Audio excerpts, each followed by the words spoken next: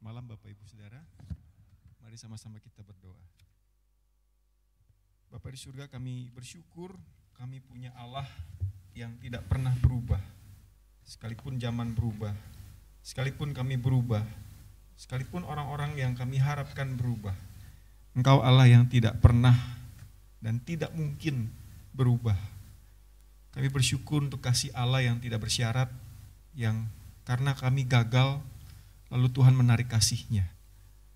Kami punya Allah yang selalu mengasihi kami dan menginginkan yang terbaik bagi kami. Sebentar kami akan membaca dan merenungkan firman Tuhan di tengah-tengah dunia yang berubah. Biarlah Tuhan, firman Tuhan menjadi batu karang di dalam hidup kami. Terima kasih Bapak, kami memohon Allah Roh Kudus. Engkau sendiri yang mencelikkan mata rohani kami, telinga kami, sehingga kami boleh mendengar kebenaran firman Tuhan, serta pikiran yang tajam sehingga boleh mengerti firman Tuhan. Di dalam nama Tuhan Yesus kami berdoa. Amin. Bapak Saudara, kita membaca Mazmur 46. Mazmur 46. Saya akan bacakan untuk Bapak Ibu sekalian ya. Mazmur nomor 46, demikian firman Tuhan. Untuk pemimpin biduan dari Bani Korah, dengan lagu Alamot nyanyian.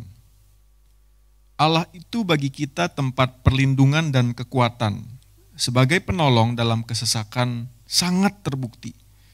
Sebab itu kita tidak akan takut, sekalipun bumi bergerak-gerak, sekalipun gunung-gunung berguncang di dalam laut, sekalipun bergelora dan berbuih airnya, sekalipun gunung-gunung goyang oleh geloranya. Ada sebuah sungai, aliran-alirannya menyukakan kota Allah, kediaman kudus dari Yang Maha Tinggi. Allah ada di dalamnya.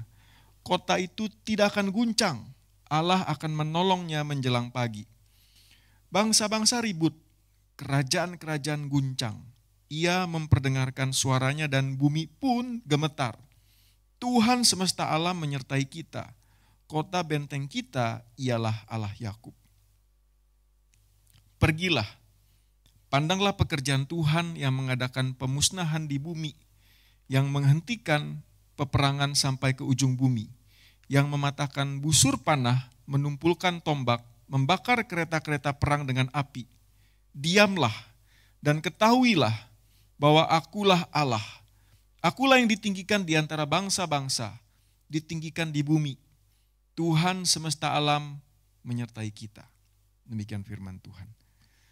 Bapak Saudara, saya ingin memulai perenungan firman Tuhan malam hari ini dengan kejadian yang viral beberapa hari lalu. Boleh tolong Michael?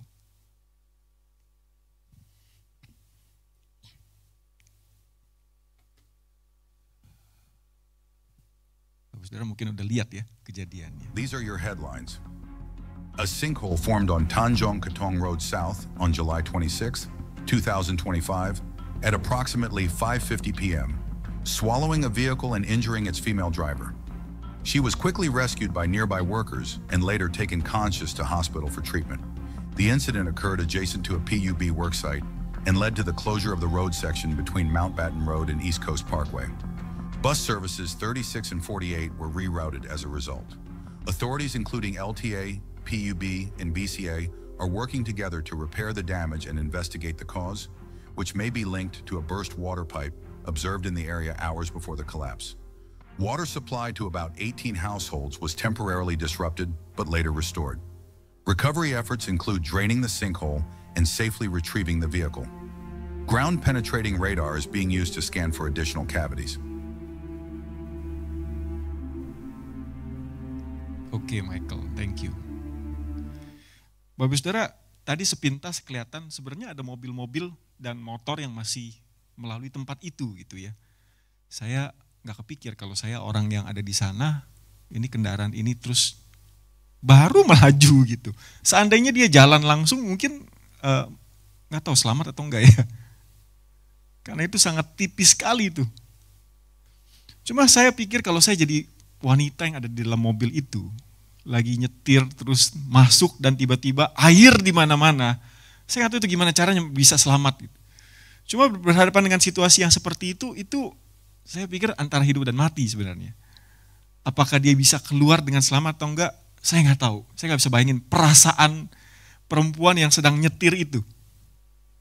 Karena tiba-tiba sekali, dan air yang tadinya belum penuh, lalu kemudian dengan cepat naik dan penuh. Bersyukur para pekerja migran di sana cepat tanggap dan menolong. Coba Bapak Saudara sekali lagi. Itu kondisi yang tidak pernah diperkirakan, tapi juga tidak bisa terelakkan, karena kejadiannya sangat tiba-tiba sekali. Bapak Saudara, ada yang mengatakan begini, Mazmur 46 ini ditulis dengan latar belakang dari kejadian 2 Raja-Raja pasal 18 ayat yang ke-13 sampai pasal 19 ayat 37 ketika bangsa Israel, bangsa Yehuda dikepung oleh Raja Sanherib. Bapak Saudara, kondisinya waktu itu Yerusalem sedang dikepung dan orang Asyur itu, tentaranya Raja Sanherib, membawa 185.000 pejalan kaki tentara. Dengan diperlengkapi, kalau zaman sekarang mungkin tank kali ya, dengan persenjataan yang lengkap. Sementara di Yerusalem itu paling banyak penduduknya hanya 50.000. Dari mana saya dapat data ini? Kalau 50.000-nya saya coba cari sambil riset gitu ya. Tapi kalau angka 185.000 pasukan yang dibawa oleh Raja Asyur, kita bisa lihat di pasal 19 dua raja-raja Bapak Saudara. 185.000 jelas tidak sebanding dengan 50.000 orang yang ada di kota Yerusalem. Dan kemudian tidak heran kemudian Raja Hizkia waktu itu di Yehuda merasa tidak berdaya. Bapak Saudara, bagian firman Tuhan yang kita baca di Mazmur 46 itu di ayat yang ketiga dan di ayat yang keempat dicatat seperti ini. Sekalipun bumi bergerak-gerak, sekalipun gunung-gunung berguncang di dalam laut, sekalipun bergelora dan berbuih airnya, sekalipun gunung-gunung goyang oleh geloranya. Apa yang sedang coba digambarkan oleh pemazmur, yaitu Bani Korah. Satu kondisi alam yang tidak mungkin dia bisa melawannya atau menahannya atau lari daripadanya. Situasi di depan mata yang dia tidak punya jalan untuk keluar. Itu situasi yang tidak berdaya. Gimana mau lawan alam? Walaupun ini puisi, banyak menggunakan metafora atau simbol-simbol. Tapi pemazmur mengatakan mereka itu sedang atau pernah menghadapi situasi yang benar-benar tidak bisa ketemu jalan keluarnya. Lalu dikatakan di awal kalimat ayat yang ketiga, sebab itu kita tidak akan takut. Bapak Saudara, saya percaya ketika kita menghadapi situasi yang rasa-rasanya kita tidak punya jalan keluar, siapa yang berani berkata kita tidak akan takut? Perasaan takut adalah perasaan yang sangat normal sekali muncul pasti. Nah Bapak Saudara, gambar ini memperlihatkan situasi yang sangat kacau sekali di laut. Tapi apakah mungkin di dalam hidup kita saat ini atau yang akan datang atau yang sudah lalu, kita pernah menghadapi situasi yang di luar kita kelihatan baik-baik saja mungkin. Tapi siapa yang tahu di dalam hati sangat bergelora. Banyak masalah yang kita sudah bertanya kepada Tuhan. Gimana ini Tuhan? Bagaimana menghadapinya? Masa depannya mungkin juga tidak tentu. Habis ini mau pergi pindah ke luar kota, nggak tahu mau ngapain. Atau relasi di dalam keluarga suami istri yang Tuhan, saya sudah berusaha untuk menjadi suami yang lebih baik, menjadi istri yang lebih baik, menjadi orang tua yang lebih berpengertian, tetapi kok rasa-rasanya tidak ada perubahan. Tuhan, saya sudah berusaha untuk menjadi guru yang baik di sekolah, kok tapi kepala sekolah selalu salah paham sama saya. Tuhan, saya sudah melakukan semua yang saya pikir bisa membahagiakan seseorang. Tapi ternyata saya tidak mendapatkan balasan. Hati yang sangat kacau, perasaan yang tidak bisa kita bohongi, karena itu ada di sana. Dan belum lagi yang di depan mata, permasalahan-permasalahan yang kita mau nggak mau harus hadapi. Sementara kita tidak bisa kendalikan masalahnya. Kita tidak bisa lari. Satu-satunya cara kita harus menghadapinya. Tapi kita tahu kita tidak sanggup menghadapinya dengan kekuatan sendiri. Saudara, ketika berbagai persoalan terjadi, hari ini sebagian besar saudara-saudara kita sedang pergi pelayanan diakonia, memberikan penghiburan bagi keluarga yang sedang berduka. Entah apa yang sedang berkecamuk di dalam pikiran istri dari Lause Yesaya, atau anak-anaknya yang kehilangan orang tuanya, papanya, yang selama ini menjadi sandaran hidup mereka. Saudara, di tengah-tengah segala situasi itu, apa yang akan kita lakukan? Atau apa yang telah kita lakukan? Atau apa yang segera kita harus lakukan? Bapak Saudara, bagian firman Tuhan yang kita tidak baca, tetapi adalah intisari dari Mazmur nomor yang ke-46 ini. Kalau kita baca ketika Hizkia menghadapi kepungan 185.000 pasukan dari Raja Asyur. Saudara, di dalam pasal yang ke-19 2 Raja-Raja, ayat yang ke-14, dicatat begini. Lalu Hizkia pergi ke rumah Tuhan dan membentangkan surat itu di hadapan Tuhan. Hizkia berdoa di hadapan Tuhan. Saudara, di dalam bagian firman Tuhan yang kita baca, Mazmur 46, tidak dicatat bahwa pemazmur Bani Korah berdoa ke hadapan Tuhan. Tapi kita bisa lihat di ayat yang ke-11, di situ dicatat, be still. Diamlah dan ketahuilah bahwa akulah Allah. Saudara, saya percaya kata diamlah atau be still di sana, itu bukan sekedar kita daripada berusaha dengan tenaga sendiri, udah kita diam aja. Kita pasrah. Tapi be still di sini lebih berarti diam untuk berdoa. Datang kepada Tuhan sebagai tempat yang harusnya menjadi pertama dan tempat yang paling utama yang kita datangi, Bapak Saudara.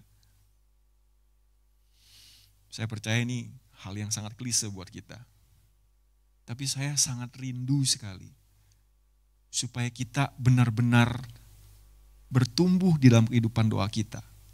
Menjadi dewasa di dalam kehidupan doa kita. Bukan ketika sedang mengalami situasi sebagaimana yang dialami oleh pemazmur ataupun Raja Hizkia. Di dalam ketidakmungkinan bisa melawan kekuatan yang jauh melampaui apa yang dia sanggup hadapi. Tapi setiap kali kita menghadapi masalah, kecil, besar, sama saja. Kita datang kepada Tuhan dan kita diam di hadapan Tuhan. Kita berdoa kepada Tuhan. Bukan karena land of faith atau event-event tertentu, tapi membiasakan diri kita untuk berdoa datang kepada Tuhan. Saudara, tidak ada kebangunan yang dimulai tanpa doa. Apalagi untuk urusan sebesar land of faith. Tidak ada perubahan yang akan terjadi kalau kita tidak menggunakan lutut, sementara kita berharap anggota keluarga kita berubah. Enggak mungkin, saudara. Kalaupun itu terjadi, saya lebih percaya itu pakai topeng. Karena bukan lahir dari dalam hati, itu bukan karya Tuhan, tapi usaha manusia. Hizkia datang berdoa kepada Tuhan, membentangkan masalah yang sedang dihadapi. Kenapa kita tidak coba belajar? Kita membentangkan masalah, pergumulan yang sedang kita hadapi kepada Tuhan. Datang kepada Tuhan. Be still, diamlah itu adalah untuk berdoa mencari Tuhan. Mendengar jantungnya Tuhan. Mengikuti ritmenya Tuhan. Arahnya Tuhan mau kemana. Bukan berpikir dengan apa yang kita punya, kemampuan kita, skill kita. uang kita, bukan. Tapi kepada Tuhan yang empunya diri kita dan empunya masa depan kita. Yang kedua Bapak Ibu Saudara, di dalam ayat yang ke-9, di situ dikatakan di dalam Mazmur 46, pergilah, pandanglah pekerjaan Tuhan. Bapak Ibu Saudara, menarik sekali ketika Hizkia datang berdoa di dalam 2 Raja-Raja pasal 19 itu. Kemudian datanglah firman Tuhan. Lalu kemudian Tuhan berjanji, Sanherib tidak akan pernah menginjakkan kakinya ke dalam kota Yerusalem. Kamu cukup diam dan lihat pekerjaanku. Bahwa dari jalan yang sama dia datang. Dia akan kembali ke tempat asalnya. Saudara, kita baca kemudian di pasal yang ke-19. Saya baca untuk Bapak Ibu Saudara. Di situ dicatat di ayat yang ke-35 2 Raja-Raja pasal 19. Pada malam itu keluarlah malaikat Tuhan membunuh 185.000 orang di perkemahan Asyur. Esok harinya ketika orang bangun pagi-pagi tampaklah semuanya sudah jadi mayat. Kalau ada satu atau sekelompok orang pahlawan yang begitu hebatnya, saya percaya 185.000 orang itu ada sisa, enggak mati semuanya. Masih ada yang bisa kabur atau menyelamatkan diri, tapi ini satu pun tidak ada. Karena Tuhan yang berkarya tuntas total. Setelah itu terjadi, maka Sanherib Raja Asyur berangkat pulang dan tinggal di Niniwe. Suatu kali ketika ia sembahyang dalam kuil Nisrok dewanya, Adramelek dan Sarezer, anak-anaknya membunuh dia dengan pedang. Sudah tanpa campur tangan dari pihak bangsa Yehuda atau Raja Hizkia sama sekali. Tuhan melakukan karyanya, pekerjaannya. Saudara, bagian yang kita baca itu hanya salah satu dari karya Tuhan di dalam sejarah bangsa Israel dan Yehuda. Sejak dari zaman Yosua menaklukkan tanah perjanjian, kita membaca berulang kali, entah di dalam cara Tuhan yang penuh mujizat, entah dengan Tuhan bisikin strategi untuk mengalahkan bangsa-bangsa yang mendiami tanah perjanjian. Bangsa Israel berhasil merebut tanah perjanjian. Ketika mereka mulai masuk di bawah Raja Daud. Berulang kali kita mencatat juga cara Tuhan yang sama, entah dengan mujizat atau dengan memberitahu Raja Daud bagaimana strategi berperang untuk menang melawan raja-raja itu. Saudara, pandanglah pekerjaan Tuhan. Yang kita baca di Mazmur 46, yang mengadakan pemusnahan di bumi, yang menghentikan peperangan sampai ke ujung bumi, yang mematahkan busur panah, menumpulkan tombak, membakar kereta-kereta perang dengan api. Saudara, di dalam doanya, Raja Hizkia berkata begini, ya Tuhan Allah Israel yang bertata di atas kerubim, hanya Engkau sendirilah Allah. Semua kerajaan di bumi, Engkaulah yang menjadikan langit dan bumi. Karena itu ya Allah kami, selamatkanlah kiranya kami dari tangannya supaya semua kerajaan di bumi mengetahui bahwa hanya Engkau sendirilah Allah, ya Tuhan. Saudara, saya percaya Raja Hizkia mengingat sejarah karya Tuhan di dalam kehidupan bangsa Israel dan Yehuda. Lalu bagaimana dengan kita? Kalau kita diminta untuk pandanglah pekerjaan Tuhan. Saudara, yang pertama kita berdoa datang kepada Tuhan. Diam dan berdoa. Tuhan seringkali berbicara mengingatkan kita di dalam doa. Tentunya kita juga perlu baca firman Tuhan. Supaya kita tahu firman Tuhan yang kemudian diingatkan oleh Tuhan. Tapi ketika kita memandang pekerjaan Tuhan, kalau bukan di luar sana, gimana GKI Karawaci 20 tahun dari jemaat mula-mula yang kecil, sekarang bisa 450, 500, bahkan Tuhan percayakan ke Land of Faith. Bukankah itu pekerjaan Tuhan? Tapi kalau melihat ke dalam diri sendiri, saudara, paling enggak, hal yang paling penting yang pernah terjadi dalam hidup kita, bukankah itu pekerjaan Tuhan? Ketika kita menerima Yesus sebagai Tuhan dan Juru Selamat. Tidak mungkin, karena kita ingin diselamatkan, lalu kita ingin percaya dan terima Yesus. Karena pada dasarnya kita adalah orang-orang yang berkhianat. Kita orang-orang berdosa. Kita adalah orang-orang yang sudah mati secara rohani. Tidak ada keinginan untuk mengenal Allah yang benar. Kita pikir kita bisa dengan kekuatan sendiri. Dan kalau itu belum cukup, saudara, ketika kita telah diselamatkan, kesimpulan dari Rasul Paulus di dalam Roma pasal 8 ayat 31. Dia bilang, jika Allah di pihak kita, siapakah yang akan melawan kita? Kalau kita kenal siapa Allah kita,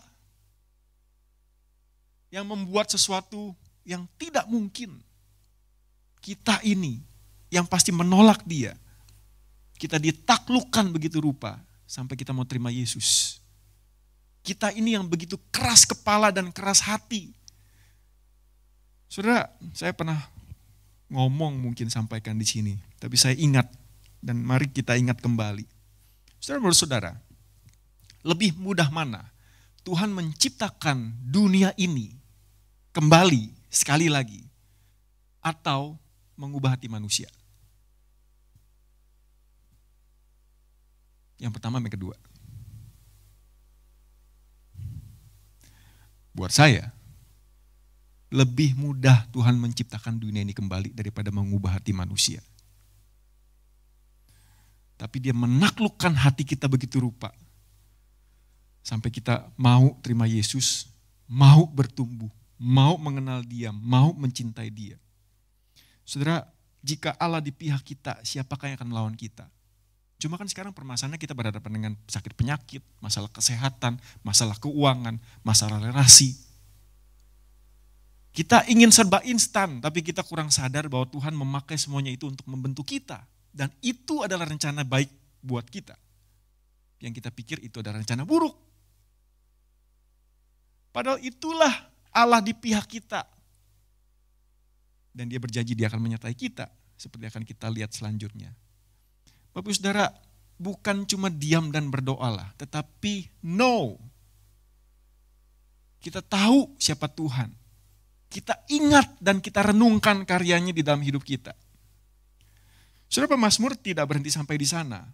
Ketika dia mengatakan begini, di dalam ayat yang kelima, ada sebuah sungai, aliran-alirannya menyukakan kota Allah, kediaman kudus dari yang maha tinggi. Allah ada di dalamnya, kota itu tidak akan guncang, Allah akan menolongnya menjelang pagi.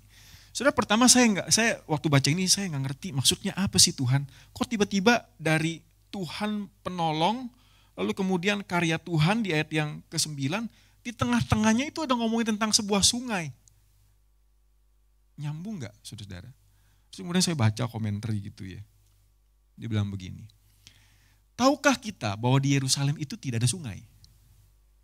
Di Yerusalem itu tidak ada sungai. Yang ada hanya aliran air, itu pun buatan manusia. Jadi ketika dikatakan ada sebuah sungai dan aliran-alirannya menyukakan kota Allah, itu sumbernya adalah kehadiran Allah sendiri. Makanya saya buat kuning itu dia. Allah ada di dalamnya. Allah itu sendiri yang menjadi sumber dari aliran sungai itu. Makanya kota itu tidak akan guncang. Saudara, kita tahu bait Allah ada di Yerusalem. Kota Allah, kediaman Allah yang diyakini oleh orang-orang di dalam perjanjian lama. Kalau Allah ada di kota Yerusalem, tinggal di tengah-tengah mereka. Saudara, kota itu tidak akan guncang. Kita yang tinggal di dalamnya pasti aman. Dan di situ dikatakan, di ayat yang ke-7, itu adalah gema dari Mazmur nomor yang kedua. Bangsa-bangsa ribut, kerajaan-kerajaan guncang, tetapi Tuhan memperdengarkan suaranya dan bumi pun gemetar. Siapa yang bisa melawan? Tuhan. Saudara, itu keyakinan pemazmur Bani Korah. Itu Tuhan yang mereka ketahui sebagai Tuhan semesta alam. Saudara, Mazmur 46 ini menarik sekali. Biasanya Mazmur itu kebanyakan dimulai dengan sebuah krisis yang disampaikan melalui Mazmur. Tapi Mazmur nomor 46 ini dimulai dengan Allah itu bagi kita tempat perlindungan dan kekuatan. sebagai penolong dalam kesesakan sangat terbukti. Saudara, karena latar belakangnya adalah Mazmur ini ditulis setelah kejadian ketika Hizkia mengalami mujizatnya Tuhan. Maka di awal dari lagu ini, Mazmur ini, pernyataan imannya dari Bani Korah itu. By the way, Bani Korah di sini adalah orang-orang Lewi yang bertugas sebagai paduan suara, Bapak Saudara. Makanya di situ dikatakan untuk pemimpin biduan. Mereka menyatakan iman mereka, inilah Allah kami. Allah yang adalah tempat perlindungan kami, kekuatan kami, penolong yang dalam kesesakan sangat terbukti. Saudara, ketika kita menghadapi berbagai macam masalah, bisakah kita mengatakan hal yang sama seperti Bani Korah ini? Tempat pertama yang kita cari, apakah kita mempunyai keyakinan yang seteguh Bani Korah?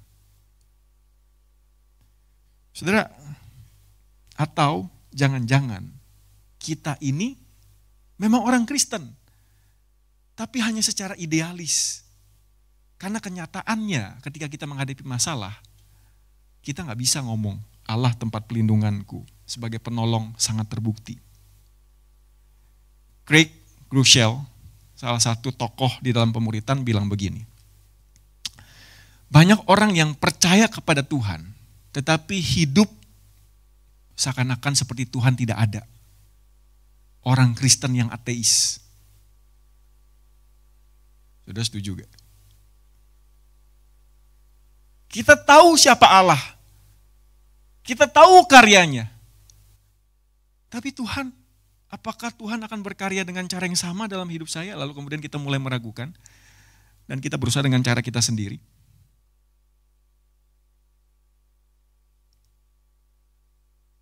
Jadi, jangan sampai kita jadi salah satu dari orang Kristen ateis. Secara teologi kita tahu, tapi secara praktik hidup kita ateis. Saudara, dalam perjalanan iman saya, dalam pertumbuhan rohani saya harus mengaku bahwa saya sering kali menjadi orang Kristen ateis. Bahkan sebagai hamba Tuhan. Ketika berhadapan dengan situasi gereja yang pelik, ketika berhadapan dengan rekan kerja yang tidak sesuai dengan idealisme saya. Kadang-kadang saya jatuh dalam dosa, berusaha dengan cara pikir saya, memaksakan ke orang-orang atau ke gereja. Padahal bukan itu yang Tuhan mau. Hati-hati sekali Bapak Ibu Saudara supaya kita tidak menjadi orang Kristen yang ateis. Mazmur 46 ini punya refrain Bapak Ibu Saudara. Kita tahu di lagu kita punya refrain ya. Setelah bait kemudian ada refrain. Bapak Ibu Saudara, kalau kita perhatikan di ayat yang ke-8 dan juga ayat ke-12 dikatakan, Tuhan semesta alam menyertai kita. Kota benteng kita ialah Allah Yakub. Saudara, Tuhan semesta alam di dalam bahasa Inggris atau bahasa aslinya itu enggak ada sebenarnya. Itu tafsiran dari penerjemah Alkitab. Di dalam bahasa Inggris lebih disebut sebagai the Lord of Hosts. Kalau ngomong the Lord of Hosts itu biasanya panglima perang. Makanya lebih nyambung dengan kota benteng Allah Yakub. Saudara, Tuhan panglima perang itu menyertai kita. Dia akan maju berperang untuk kita. The Lord of Hosts. Jadi ketika kita menghadapi berbagai masalah dan Tuhan adalah panglima perang kita, mungkin atau pasti kita menang. Yang mana saudara? Sudah pasti Tuhan akan membuat kita menang. Tapi mungkin bentuk kemenangannya tidak sesuai dengan yang kita pikirkan. Bapak Saudara, kota benteng adalah panglima perang Allah kita. Kita bisa berlindung kepadanya, tapi kita juga bisa berharap dia akan maju berperang buat kita. Dan dia juga akan menyertai kita. Bapak Saudara, kota benteng ini menarik ketika saya pikir-pikir gitu ya, sementara Kota Benteng itu adalah tempat perlindungan kita. Ketika kita menghadapi masalah, apa Kota Benteng kita, Bapak Ibu Saudara? Apakah pengalaman kita? Apakah koneksi kita? Apakah nama besar kita? Apakah teknologi yang sekarang makin maju? Apakah persiapan-persiapan yang sedang kita lakukan? Apakah status kita sebagai orang yang terhormat? Apakah jasa pelayanan kita? Apa Kota Benteng kita, Bapak Ibu Saudara? Apakah sungguh-sungguh the Lord of Hosts itu? Bapak Ibu Saudara, Tuhan, the Lord of Hosts, menyertai kita. Grammarnya di dalam perjanjian lama, tata bahasanya, itu adalah continuous tense.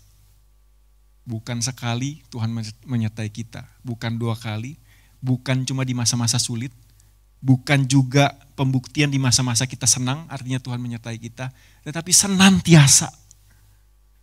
Bukankah itu juga yang dikatakan oleh Juru Selamat kita? Ketahuilah, aku menyertai kamu senantiasa sampai akhir zaman. Tapi ingat, konteksnya ketika dia memberikan kita amanat agung. Tidak pernah Tuhan panggil kita sekedar untuk menjadi jemaat yang datang kebaktian hari Minggu lalu Tuhan puas. Tuhan terima kita apa adanya. Tapi Tuhan tidak mau kita jadi apa adanya. Dia inginkan kita jadi muridnya yang memuridkan. Dan dia bilang, aku menyertai kamu senantiasa sampai akhir zaman. Karena saya pikir kita tidak merasakan penyertaan Tuhan, ya karena kita nggak ngapa-ngapain buat Tuhan.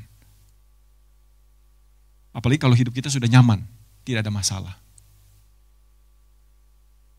Bukan itu cara Tuhan.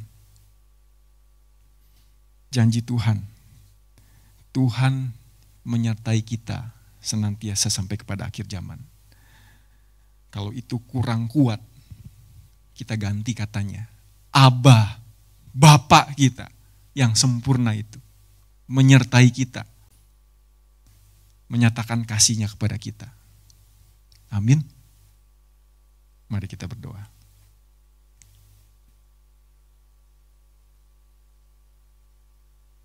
Bapa di surga, kami berterima kasih untuk firman Tuhan yang ditulis oleh hamba-hambamu ribuan tahun yang lalu, yang menjadi kebenaran abadi dan juga menjadi refleksi kami melihat ke dalam diri kami. Apakah kami sungguh-sungguh menjadikan Engkau Allah Panglima perang itu menjadi benteng, kota benteng kami, menjadi tempat perlindungan kami, menjadi pribadi yang kami andalkan, sehingga ketika kami menghadapi masalah seberat apapun, kami tetap punya keyakinan bahwa kami akan menjadi pemenang. Mungkin bukan menang di dalam gambaran yang kami idam-idamkan, tapi kemenangan di dalam Tuhan jauh lebih sempurna, jauh lebih mulia. Di dalam segala pergumulan kami, pada saatnya nanti Tuhan, Kau akan tunjukkan kemuliaan yang paling sejati di dalam Engkau. Ya Bapa, selama kami hidup di dalam dunia ini, kami memohon supaya Engkau terus pegang iman kami. Kami boleh terus berjalan bergandengan tangan. Kami tahu Engkau tidak pernah melepaskan tangan kami. Tapi kami yang sering kali enggak tahan dan enggak sabaran, pengen buru-buru.